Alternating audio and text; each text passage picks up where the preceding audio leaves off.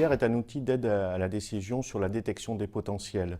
Il permet de combiner en fait deux disciplines, le comportemental, l'analyse des comportements en situation professionnelle et les ressources cognitives dont dispose la personne pour pouvoir traiter l'information et résoudre des problèmes en situation et d'activité professionnelle.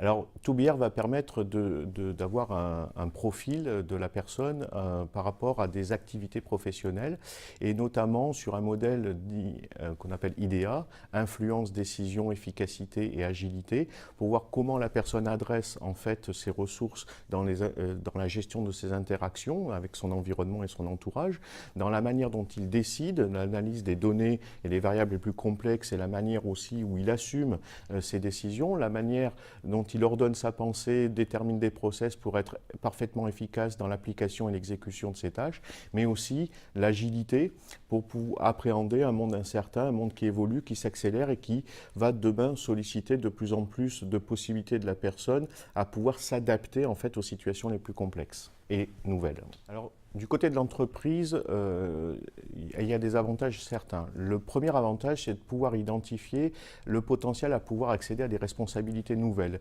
des responsabilités qui font appel à des connaissances qui sont transformées ensuite en compétences et la rapidité en fait à laquelle la personne va pouvoir prendre en main un périmètre de plus en plus complexe.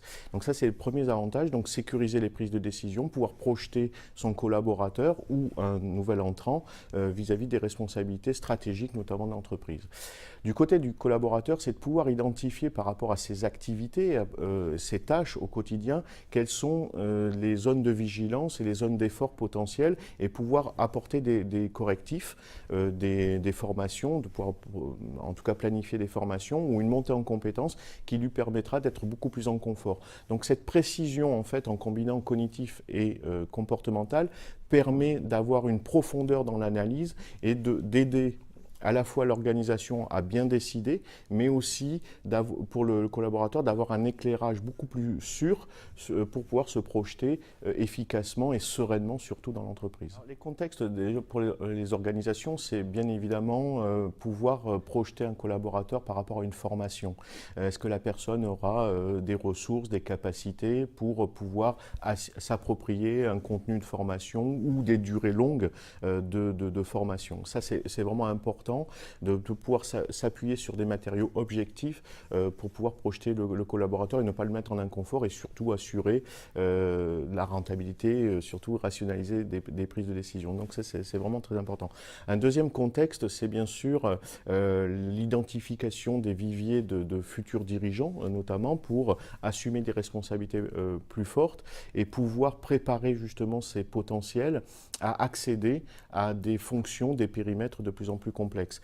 Donc c'est ce que l'on voit sur le terrain, mais vous avez aussi en recrutement donc dès le départ. Pourquoi? Parce que le savoir évoluer est de plus en plus important dans les entreprises. On sait bien qu'on est recruté pour un poste, mais qu'il y aura une évolution des pratiques, une évolution des façons de faire très rapide. On parle de la digitalisation, mais aussi la modification des stratégies en cours de route, où les entreprises se projettent de plus en plus à court terme finalement, donc il y a des changements.